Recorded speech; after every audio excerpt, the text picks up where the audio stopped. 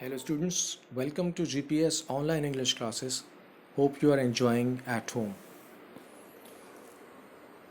We are going to start lesson number 12 of the book, which is verbs. Grammar का ये section है। तो इसमें हम verbs को पढ़ेंगे क्या होती हैं। ऑलराइट, कोई भी एक्शन करना जिसका मीनिंग आता हो वो वर्ब हो जाती है। ठीक है, करना, खाना, पीना, जाना, सोना, लिखना, सुनना, पढ़ना, to read, to go, to listen, to write, to revise, to stand, to run. Okay, ये वाला टॉपिक हम एक बार शुरू में अप्रैल के मंथ में हम इसको पढ़ चुके हैं। आप दोबारा से उसी वीडियो पर जा सकते हो जीपीएस के यूट्यूब चैनल पर और आप इसको देख सकते हैं। इसमें भी हम इसको रिवाइज करेंगे। A verb is a word और अ ग्रुप ऑफ वर्ड्स। या तो एक वर्ड हो सकता है या एक से ज़्यादा वर्ड्स हो सकते हैं। दैट शोज, जो कि ये दिखाता है वॉट समवन और समथिंग, जो कोई इंसान या कोई चीज़ करती है, मतलब करना, कुछ भी काम करना। And in what state something और समवन इज, या कोई किस अवस्था, किस हालत, किस दशा में है। सिर्फ होना, कुछ करना भी नहीं, सिर्फ होना भी अगर हो तो उसको हम वर्ब बोल सकते हैं। So he is a teacher. Is, वो उस वक्त कुछ कर नहीं रहा है, लेकिन इज़ कहने पर वो सिर्फ है। टुडे इज़ 14th मई, आज हम कुछ कर नहीं रहे ना, मतलब इज़ है, वर्ब हो गया। Alright, so a verb indicates an action. एक वर्ब जो है वो एक्शन को बताती है, कोई चीज़ का होना, दौड़ना, भागना।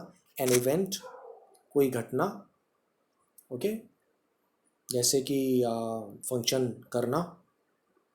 ऑलराइट, इवेंट, शादी करना।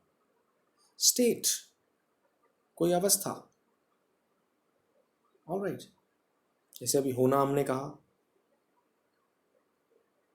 इन प्रेजेंट, पास्ट और फ्यूचर, तीनों में से कहीं पे भी। Performed by a subject,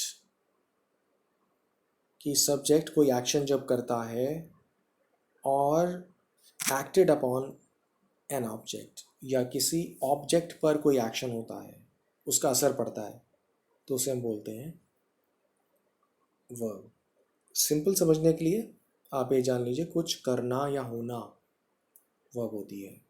alright, verb की काइंड्स देखिए, यहाँ पर दो काइंड्स आएंगी, ट्रांजिटिव वर्ब्स और the second one is intransitive verbs. Alright, let's see what transitive verbs are.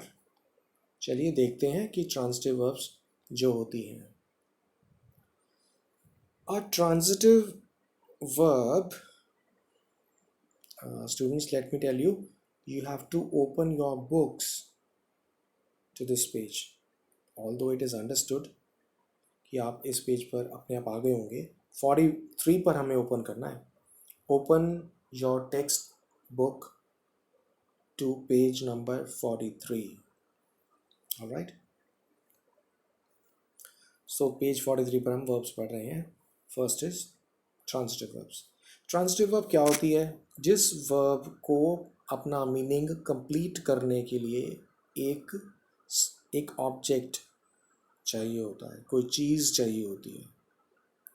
ठीक है ना, एक्शन जो है वो उसका करना, मतलब वर्ब को अपना मीनिंग, अपना एक्शन कंप्लीट करने के लिए एक ऑब्जेक्ट चाहिए होता है। देखिए, प्रीति रीड्स अ बुक। प्रीति पढ़ती है, क्या पढ़ती है?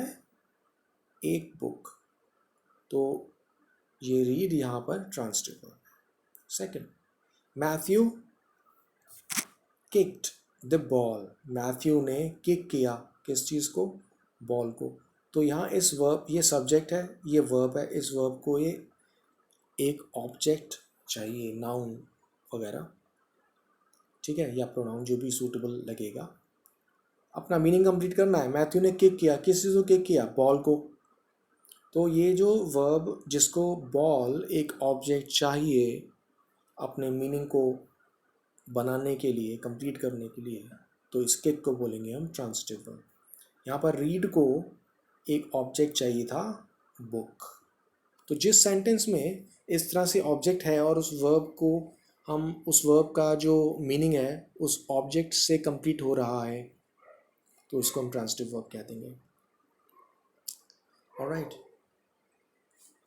आई लर्न माई टेस्ट। मैं लर्न करता हूँ क्या? अपना टेस्ट। ओके, तो ये ट्रांजिटिव हो गया। इनट्रांजिटिव वर्ब्स, जिस वर्ब को ऑब्जेक्ट की ज़रूरत नहीं हो, मतलब कोई नाउन नहीं चाहिए हो और उसका मीनिंग अपने आप कंप्लीट हो जाता हो, तो उसको हम बोलते हैं इनट्रांजिटिव वर्ब। ऑलराइट, जैसे द डॉग बार्क्स, डॉग भौंकता है। ऑलराइट, अब ये जो लाउडली आ गया है, ये नाउन नहीं है। अगर हम इसको नहीं भी लिखेंगे तो चलेगा, ये एडवर्ब है, ज़ोर से भौंकता है। तो इसमें कोई चीज़, मतलब कोई ऑब्जेक्ट, ऑब्जेक्ट है मतलब नाउन या प्रोनाउन, तो ये नाउन या प्रोनाउन नहीं है। The dog barks. ओके, जैसे आपने इसमें क्वेश्चन रेज किया था तो उसका जवाब आया था प्रीति पढ़ती है। आप पूछते हैं क्या पढ़ती है, तो उसका रिप्लाई, उसका आंसर क्या आता है? A book. मैथ्यू किक करता है, क्या किक करता है? The ball. लेकिन ऐसा रिक्वायरमेंट, इसकी ज़रूरत यहाँ पर नहीं पड़ेगी, इसका मीनिंग अपने आप कंप्लीट हो जाएगा। द डॉग बार्क्स, डॉग भौंकता है। अब इसके भौंकने के वाले वर्ड के बाद क्या की रिक्वायरमेंट नहीं थी, वो कि वो क्या चीज़ को भौंकता है, ऐसा कुछ नहीं है ना, मीनिंगलेस है। हम ऐसा पूछ नहीं सकते कि डॉग क्या भौंकता है, वी कांट से। दूसरा, Paromita is dancing, Paromita dance कर रही है। ठीक है, वो क्या डांस कर रही है, ऐसा आगे रिक्वायरमेंट नहीं है, इसका मीनिंग अपने आप कंप्लीट हो गया, तो इसको बोलेंगे इनट्रांजिटिव वर्ब। इसी पर एक एक्सरसाइज आ जाएगी, नंबर 1। ऑलराइट, और इस एक्सरसाइज को आप कंप्लीट कर लेंगे। आपको ये बताना है कि ये ट्रांजिटिव वर्ब है या फिर इंट्रांजिटिव वर्ब है। वही तरीका है, आपको पता लगाना पड़ेगा। आप क्वेश्चन करेंगे, द कैट म्यूड सॉफ्टली। म्यू का मतलब म्याऊ करना, तो कैट जो है वो, कैट ने म्याऊ किया धीरे से। तो अगर आपको लगता है कि इस वर्ब के आगे क्या पूछने पर कुछ आंसर आता है तो ट्रांजिटिव है, क्या पूछने पर कोई आंसर नहीं आता है तो इंट्रांजिटिव है। ऑलराइट, तो ये हम ऑलराइट इतना कर लेते हैं। फाइन, तो ये आपकी इसमें जो वर्कशीट है वो यही है, इसमें हमने 1 लिखा हुआ है वर्कशीट। ऑलराइट, तो आपको ट्रांजिटिव और इंट्रांजिटिव वर्ब जो है वो, उसको हमने आज पढ़ लिया। In the following video we will continue further, इसके आगे और पढ़ेंगे। Take care of yourself. Alright, be happy, see you, thank you.